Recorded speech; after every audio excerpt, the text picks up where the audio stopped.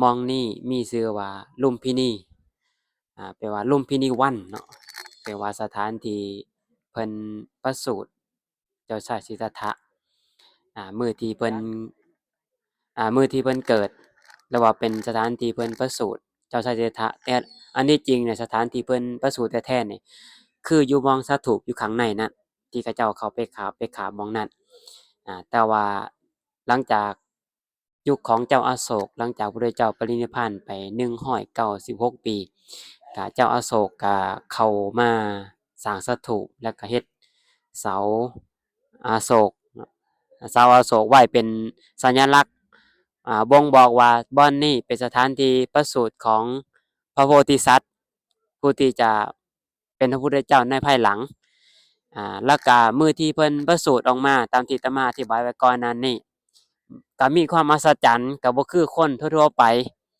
ก็คือพระนางนี่นะประสูตินี่ยืนแต่ถ้าคนทั่วๆไปก็สินั่งเนาะสินั่งหรือว่าสินอนเนี่ยนะเอาไปเกิดกับลูกแต่พระนางนี่อัศจรรย์อย่างหนึ่งก็คือยืนบ่คือคนทั่วไปแล้วก็ได้ออกมาอย่างง่ายดายและก็หลังจากประการที่หนึ่งคืออัศจรรย์ข้อที่หนึ่งคือนางนี่ยืนประการที่สองพระกุมารเกิดออกมานี่สามารถเว้าได้เลยแล้วก็สามารถย่างได้7ก้าวนะแล้วก็เปล่งอสพิวาจา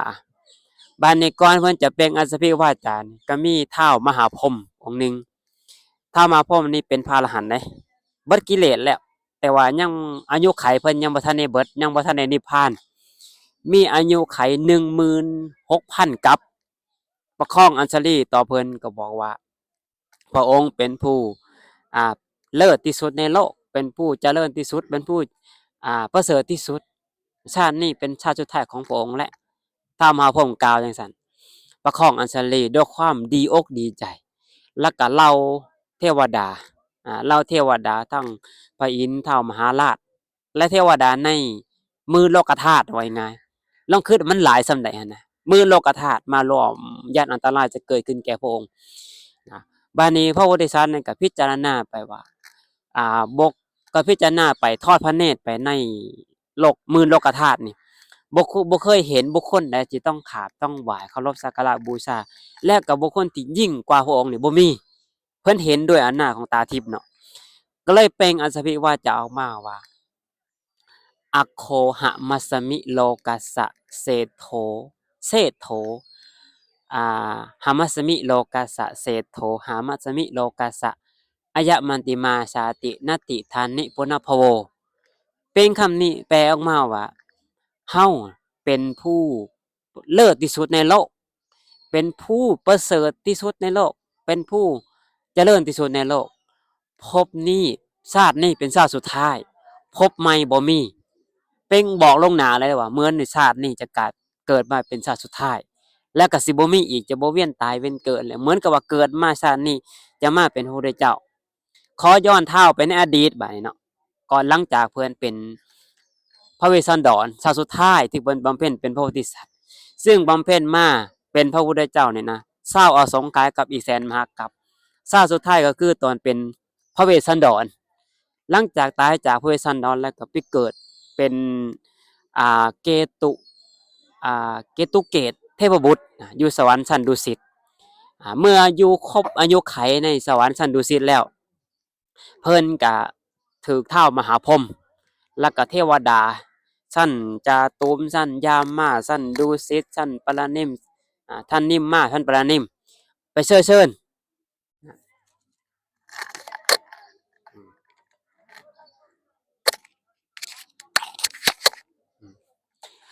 ถูกเทวดาเชิญว่าพระองค์นี่นะบ่ได้บำเพ็ญมาเพื่อจะมาเป็นท้าวสักกะบ่ได้เป็นท้าวมหาพรหมบ่ได้บำเพ็ญมาเพื่อจะเป็นพญามาร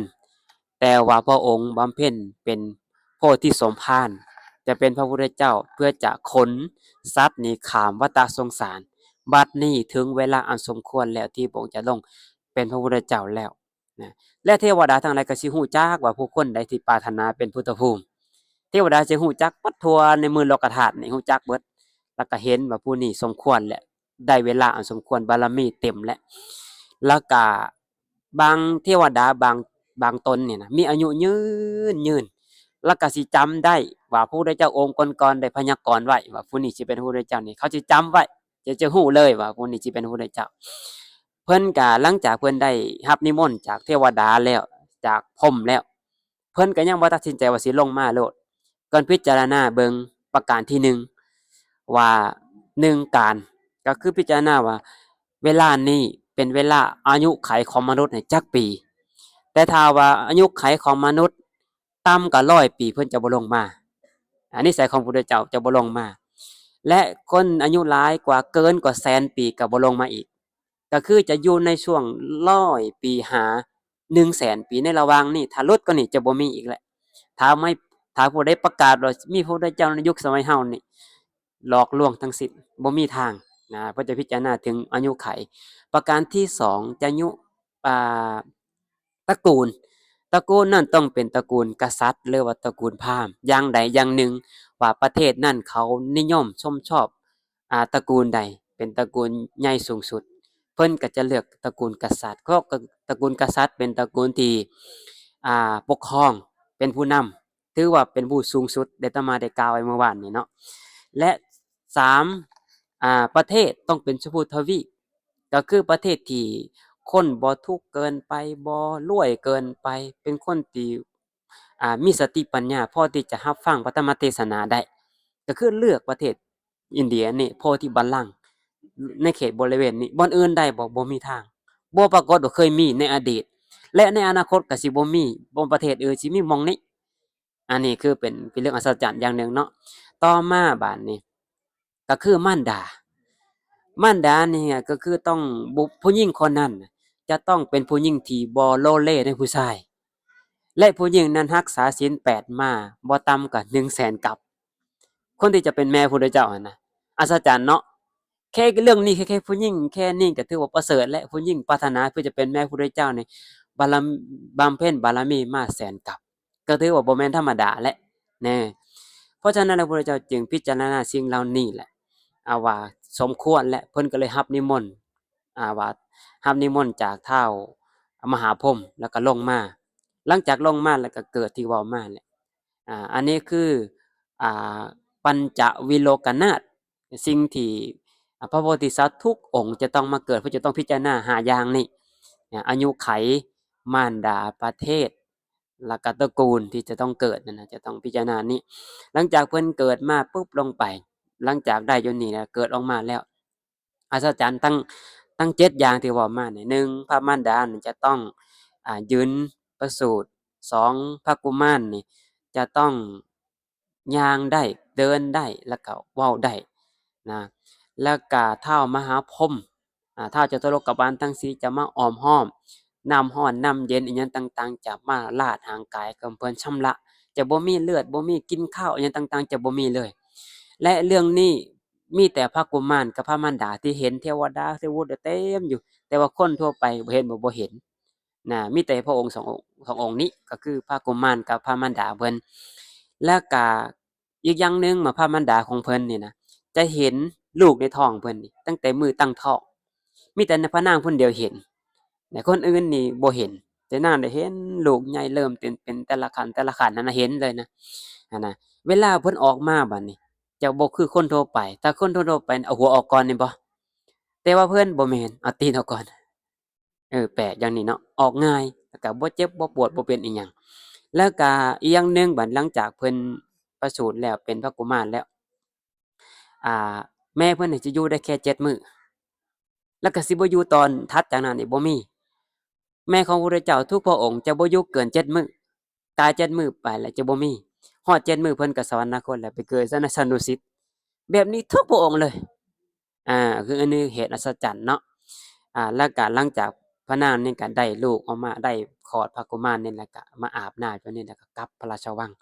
จนได้มื้อที่7มื้อที่8ก็พวกพราหมณ์108มาทำนายแล้วก็ทำนายลักษณะว่ากุมารมีลักษณะแบบนี้นี่เป็นคนพิเศษมีรูปร่างหน้าตาปุริสลักษณะบ่คือคนทั่วๆไปคืออาตมาเว้าเบื้องต้นน่ะเนาะคือพระองค์นี่จะมีนิ้วมือนี่ยาวเสมอกันทั้งนิ้วโป้หานิ้วก้อยนี่เสมอกันอา จะบ่คือและลักษณะต่างๆที่สิเล่าให้ฟังนำหลังเนาะตอนนี้เวลามันสั้นนะอาการครบ32อย่างนี่มันบ่คือคนทั่วๆไปบัดนี้พราหมณ์ตั้ง108น่ะก็คัดไปคัดมายังเหลือแค่8คนก็เลยพยากรณ์ว่าพระกุมารองค์นี้น่ะถ้าใหญ่ขึ้นมาจะได้ครองราชย์เป็นเจ้าจักรพรรดิเนี่ยเป็นผู้ปกครองโลกประการที่2พระองค์จะออกบวชเป็นพระสัมมาสัมพุทธเจ้า แล้วก็มีพราหมณ์คนหนึ่งคัดค้านขึ้นมาก่อนพราหมณ์คนนั้นก็คืออัญญาโกณฑัญญะยกนิ้วมือขึ้นมาแล้วว่ามีแค่อย่างเดียวพระกุมารเนี่ยจะบ่อยู่ครองราชย์อย่างแน่นอน1,000,000%เลยพระองค์จะต้องบวชเป็นพระสัมมาสัมพุทธเจ้าอย่างแน่นอนนะแล้วก็ตั้งขนานพระนามว่าสิทธัตถะนะสิทธัตถะแปลว่าผู้ปรารถนาความสำเร็จทุกอย่างหมายความว่าสิ่งที่เพิ่นปรารถนาเนี่ยมันสำเร็จเบิดทุกอย่าง คำว่าสิทธัตถะนี่แปลว่าสำเร็จทุกอย่างนั่นน่ะจนใหญ่ขึ้นมาบัดนี้รู้ว่าเจ้าสุโธทนะก็เข้าใจว่าลูกชายนี่จะเกิดขึ้นมาจะต้องให้เป็นกษัตริย์เฮาเป็นกษัตริย์โลกก็ต้องเป็นกษัตริย์ทะนูถนอมสร้างปราสาทตั้ง3ฤดูนะแล้วก็มีนางสนมตั้ง60,000พุ่นน่ะอืมถ้าคนทั่วๆไปน่ะคงบ่บวชดอกเนาะมีสนมงามขนาดนั้นแล้วก็อยู่ในพระราชวังนี่น่ะจะบ่มีคนขี้ร้ายเลยมีแต่คนงามๆ และพราหมณ์ทั้ง8เนี่ยเพิ่นเว้าเลยว่าสาเหตุที่เพิ่นบวช1เพิ่นเห็นคนแก่คนเจ็บคนตายและนักบวชนะบัดนี้ในบวชนักบวชบ่ให้มีเลยบัดนี้ในเมืองไล่ออกเบิดเพื่อบ่ให้เพิ่นเห็นแต่สุดท้ายตัดสินเมื่อถึงเวลาพระโพธิสัตว์ตอนอายุ35ปี35ปีเพิ่นลงไปออกประพาสไปในเมืองน่ะตกแต่งบ้านเมือง29ตอนพระองค์อายุ29ปีก็ออกประพาสไปเที่ยวชมเมือง หมายความว่าพระองค์อยู่แต่ในพระราชวังบ่เคยไปไสเลยตอนอายุ29ปีเนี่ยก็ออกไปประพาสเบิ่งไปชมเห็นคนเกิดเห็นคนแก่คนเจ็บคนตายแล้วเห็นนักบวชแต่สิ่งเหล่านั้นน่ะอันที่จริงอะเจ้าสุโธทนะนี่บ่ให้เห็นแล้วให้กำจัดออกเบิดให้ออกเบิดเลยบ่ให้เห็นแต่ว่าเนื่องด้วยบารมีที่พระองค์สั่งสมมาตั้งเศร้าอสงไขยกับอีกแสนมหากัปมันเนื่องน่องอยู่ในคันธสันดานแล้วก็คือชาตินี้เป็นชาติสุดท้ายของเพิ่นอยู่แล้ว นะเพิ่นจะบ่คือจะบ่เกิดความกำนัดบ่เกิดความยินดีพอใจในกามารมณ์อยู่แล้วบัดนี้เห็นอ่าคนแก่คนเจ็บคนตายซึ่งเทวดาเนรมิตขึ้นมาได้น่ะเทวดาเนรมิตมาเพิ่นจะเห็นเพิ่นเห็นปุ๊บลงไปเห็นคนเจ็บคนแก่คนเจ็บคนตายเกิดความสลดสังเวชใจแล้วก็เห็นนักบวชถามอ่าชันนะอมาตย์ว่าเป็นไอ้นักบวชนี่เฮ็ดเขาเฮ็ดอิหยังก็คือบวชจังซี้ก็บอกว่าหนทางของความหลุดพ้น แค่ได้ยินคำนี่แหละหนทางของความหลุดพ้นแค่นั้นแหละเฮ็ดจั่งใดจะเกิดความแก่ความเจ็บความตายนะก็มีหนทางเดียวก็คือบวชจิตใจน่ะน้อมอย่างเดียวเลยบ่ต้องการอิหยังแล้วนะพอฮู้จังซั่นแล้วก็ออกไปบวชเลยหนีออกไปบวชเลยบวชสุดท้ายมาก็แสวงประพฤติปฏิบัติธรรมจนได้สำเร็จเป็นพระสัมมาสัมพุทธเจ้าที่พุทธกัญญาณนี่แหละอันนี้เว้าย่อๆแล้วก็รวบรัดตัดตอนอีหลีเนาะส่วนรายละเอียดต่างๆเราจั่งค่อยไปฟังในรถอีกเนาะเวลาเราก็มีจำกัดคือว่านั่นแหละ จนสุดท้ายสำเร็จเป็นพระสัมมาสัมพุทธเจ้าในที่สุดของพวกเราทั้งหลายและบ่แม่นว่าเฮาเพิ่นสิเป็นพระพุทธเจ้าข้ามมื้อข้ามคืนจู่ๆเลยสิสถาปนาตัวเองขึ้นว่าข้อยเป็นพระสัมมาสัมพุทธเจ้าบ่แม่นแม่นอยู่เบื้องหลังแห่งลึกกว่านั้นอีกนะเฮาขุดบ่ถึงแต่ว่าอันนี้แค่